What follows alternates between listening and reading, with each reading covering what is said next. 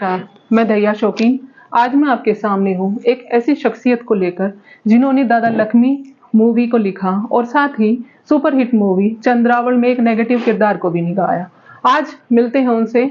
Sir नमस्ते। नमस्कार जी। श्रीमान राजूमान जी, स्वागत है आपका। सर आपका बहुत बहुत स्वागत है हमारे चैनल में और साथ ही आपको ढेर सारी शुभकामनाएं जो आपकी दादा लक्ष्मी मूवी इतनी हिट हुई है। बस ये दादा लक्ष्मी का ये आशीर्वाद था। हम लोगों ने मेहनत की, यशपाल शर्मा जी ने इनिशिएटिव लिया और लोगों ने पसंद किया। जी सर बिल्कुल। सर थोड़ा सा पहले आप थोड़ा सा अपने पारिवारिक विवरण दीजिए, कहाँ से हैं, परिवार में कौन है? मेरा गांव है लोहा सीधीपुर, इधर बहादुरगढ़ के करीब है वो। तो मदर फादर तो अब रहे नहीं है और 2 बहनें हैं, एक भाई है मेरे। बाकी मेरे इंडिविजुअल परिवार में बेटा है और बेटी है। वाइफ करीब 10 साल पहले गुजर गई थी, कैंसर हो गया था। हाँ जी जी। और जो हरियाणवी मूवी थी हमारी चंद्रावल जो कि काफी सुपरहिट रही, उससे लेकर और ये दादा लक्ष्मी तक का आपका सफर मतलब कैसा था? बीच में आपने काफी टाइम तक जो है काम भी नहीं किया। हाँ, ये एक्चुअली क्या था कि 80s में आई थी चंद्रावल। वो मेरी पहली फिल्म थी। 1983-84 में आई थी वो। और उसके बाद फिर क्योंकि वो क्लिक कर गई थी इसलिए कई फिल्में मिल गई थी उस वक्त। मैंने की भी, लाडो बसंती, गुलाबो, जरजोरू जमीन और मारी धरती मारी माँ, पीहर सासरा, लॉट ऑफ फिल्म्स उस वक्त मैंने काफी की। लेकिन उसके बाद थोड़ा सा फैमिली प्रॉब्लम आ गई क्योंकि मेरी वाइफ जो थी वो टीचर थी और 2 बच्चे हो गए थे। तो अब उनके लिए दिक्कत थी, जॉब भी करें और बच्चों को भी संभालें, तो इसलिए मुझे ये लाइन फिर छोड़नी पड़ी। और मैं काफ़ी अपॉर्चुनिटीज़ मिलने के बावजूद बॉम्बे नहीं जा पाया और बस यहीं थोड़ा बहुत शौक पूरा करता रहा। और बीच में करीब 20-22 साल तक या ज़्यादा अरसा भी हुआ, 25 साल तक शायद मैंने मुड़ के नहीं देखा इस तरफ और अपना काम बिजनेस वगैरह करता रहा मैं जी। लेकिन अब वाइफ गुजर गई हैं तो 8-10 साल से फिर सक्रिय हो गया हूँ मैं और अपनी रिटायर्ड लाइफ जो है वो इस टाइम में यूटिलाइज कर रहा हूँ। और सर जैसे अभी हरियाणवी मूवीज की तरफ क्रेज लोगों का थोड़ा कम है, तो उसका क्या रीजन है? क्या एक फाइनेंशियली है कि उस साइड में कम है? स्तर अभी सुधरा है लेकिन आप लोगों ने काफी ऐसा बीड़ा उठाया है, बहुत स्तर को सुधार दिया है। अभी जो ये मूवी देखी थी उसमें ऐसी बॉलीवुड मूवी से कोई अलग ऐसा नहीं था कि नीचे हम किसी तरह से लगे। नहीं देखो, दिक्कतें तो बहुत है हरियाणा फिल्म इंडस्ट्री की तरफ से। वो सबसे बड़ी बात क्या होती है कि कोई भी इंडस्ट्री हो उसमें अगर पैसा लगाने वाले को पैसा नहीं आता ना तो वो फिर ग्रो नहीं कर पाती। यहाँ क्या है कि टेक्नीशियंस को मिल रहा है, आर्टिस्ट को मिल रहा है, सबको मिल रहा है, लेकिन प्रोड्यूसर को पैसा नहीं मिल रहा है। अब जैसे वो स्टेज ऐप वालों ने काफी एफर्ट किए हैं, वो भी ज्यादा नहीं कमा पा रहे हैं, तो कुछ कंपनियां कमा रही हैं लेकिन इंडिविजुअल जैसे प्रोड्यूसर हैं, जैसे हमारे यशपाल शर्मा जी हैं जिन्होंने बहुत बड़ा समझो कि रिस्क लिया दादा लक्ष्मी बनाने का, तो उनका भी अभी तक पैसा पूरा नहीं हुआ है हिट होने के बावजूद भी। और चंद्रावल मूवी में आपकी फीस कितनी थी? थोड़ा सा वो बताइए उस टाइम पर, इतने साल पहले। नहीं देखो, उसमें क्या था कि वो तो मिलजुल के एक फिल्म बनाई थी, बल्कि प्रभाकर साहब ने, उषा शर्मा जी ने शेयर्स इशू कर दिए थे। 5,000 रुपए का एक शेयर था, कुछ लोगों ने इन्वेस्ट किया था और हमें जो है ना एक नॉमिनल सी राशि जो थी, जैसे 2100 रुपया दे दिया उन्होंने सम्मान के लिए। बस इस तरह से ही मिला था, कोई ज्यादा मतलब सब लोगों का मिला जुला एफर्ट था हर तरह से। हाँ, बस। फैमिली ने कभी नहीं कहा ये कहाँ क्या कर रहे हो?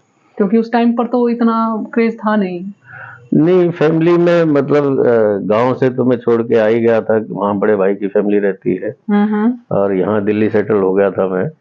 करीब 30-35 साल हो गए मुझे। तो वाइफ को एतराज था, इस वजह से मैं बॉम्बे गया नहीं और कोई बड़े लेवल पे काम नहीं कर पाया मैं। यही छुटपुट करता रहा अपना शौक पूरा करने के लिए। बस आप में जो हरियाणवी मूवी की थी चंद्रावर, उसका नेगेटिव रोल चाहे बहुत बड़ा नहीं था, लेकिन वो बिल्कुल उसके शब्द है ना बिल्कुल कानों में गूंजते हैं। वो बिल्कुल ऐसा था। क्या आप एक बार एक डायलॉग कोई बोल कर दिखा दीजिए। हाँ, वो एक्चुअली हीरो का नाम उसमें सूरज था जी। और इसका हीरोइन का चंद्रो था, तो उन दोनों का नाम लेके एक डायलॉग लिखा गया था उसे छेड़ने चिढ़ाने के लिए। तो गाड़िया लोहार है, वो उसे छेड़ता है, बोला अरे आज यो सूरज कड़े दे लिकड़ा चंद्रो, हेरे हटिया मैं तेरे दांत तोड़ दूंगी। अरे दांत तो एक न एक दिन टूटेंगे, तो न गाड़िया लोहार क्यों पसंद आने लगे, जाट जमींदार बहुत से। क्या बात है सर, क्या बात है सर, बहुत बढ़िया। और सर अब कुछ दादा लक्ष्मी जो मूवी आप लोगों ने बनाई उसके बारे में कुछ बताइए, कैसा क्या अनुभव रहा, कितना लंबा टाइम आपको उसको लिखने में लगा? ये देखो, एक मैं तो कहूंगा कि जीवन का बहुत एक लंबी मेहनत है आपकी तो। हाँ नहीं, बस एक इत्तेफाक था समझो। मैं बॉम्बे गया हुआ था, एक सीरियल उस वक्त मैंने किया था, सच का आमना सामना, कलर्स टीवी पे। तो उन दिनों में महीना भर बॉम्बे रुका था, तो मैंने इत्तेफाक से यशपाल भाई को फोन कर लिया। यशपाल शर्मा जी बहुत बड़े आर्टिस्ट हैं, हरियाणा में शायद उनसे बड़ा कोई आर्टिस्ट और है नहीं जो इंटरनेशनल लेवल पे जिसकी पहचान हो। जी जी। तो वो थोड़ा सा मान सम्मान मुझे देते थे, चंद्रावल की वजह से भी और हरियाणा के सीनियर आर्टिस्ट होने की वजह से। तो उस वक्त वो यहाँ मनाली में शूट कर रहे थे इसके साथ, सलमान के साथ, ट्यूबलाइट। तो मैंने फोन किया तो कहने लगा कि आप जो है ना मिले बगैर नहीं जाएंगे आप, और मैं आऊंगा 2-3 दिन में आपके पास पहुंच रहा हूँ। 2 दिन बाद उनका फोन आ गया एयरपोर्ट से, वो सीधा मिलने आ गए मुझे वहाँ बॉम्बे में, वेस्ट में ठहरा हुआ था, बॉम्बे अंधेरी वेस्ट में। तो बस इत्तेफाक से उन्होंने ट्रीट दिया मुझे, बातचीत होने लगी कि अरे मैं आपके बारे में जानता हूँ, आप राइटर हैं और बेस्ट राइटर का अवार्ड मिला है जरदोर जमीन से आपको, और मेरी भी ख्वाहिश है कि मैं कुछ हरियाणवी में करूँ,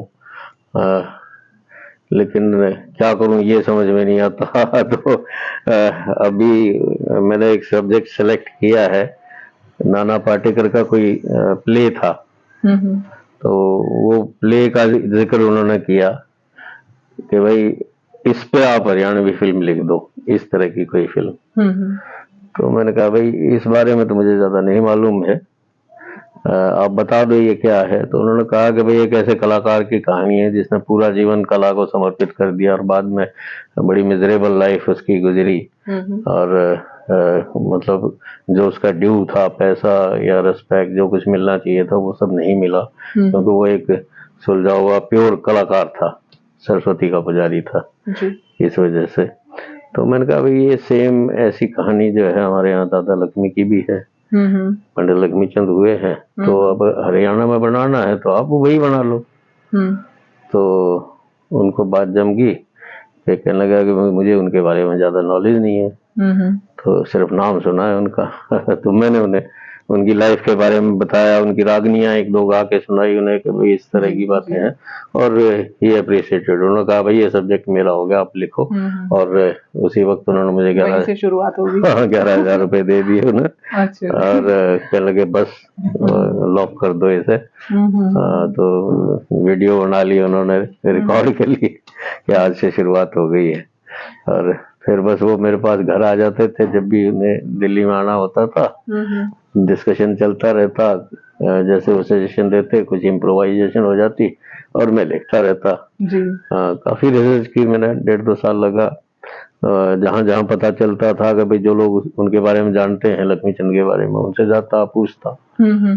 फिर किताबें बहुत सारी, ये आप देख रहे हो कितनी सारी किताबें मेरी, ये सब पढ़ी है मैंने उस वक्त। हाँ, तो करीब 7-8 किताबें ऐसी थी जो पूरी पढ़नी पड़ी थी मुझे। और उसके बाद ये रिजल्ट आपके सामने आया जी। और बहुत मेहनत इसमें, बहुत एक तो बहुत लंबा टाइम लग गया, क्योंकि पता चल रहा था ना कि इस तरह की मूवी बन रही है, तो लोग वेट कर रहे थे कि कब आएगी कब आएगी कब आएगी। और वो इतने लंबे टाइम के बाद जब आई तो देखने गए, फिर वो हॉल में इतना रस ऐसे घुल गया था कानों में, यूं नहीं पता चल रहा था टाइम कैसे निकला। लेकिन वहां पर क्या हुआ, जब मूवी एंड हुई ना, तो सब लोग देखकर एकदम से यूं रह गए, अरे अभी तो कंप्लीट नहीं हुई। फिर वहां पर लिखा है तो एक बार तो गुस्सा भी आया कि ये क्या है, इसको कंप्लीट क्यों नहीं किया, अब नई के लिए कब तक वेट करेंगे। तो एक बार वो थोड़ा सा बताइए कि नई कब तक आ जाएगी सर, उसके लिए बहुत ज्यादा टाइम ना ले।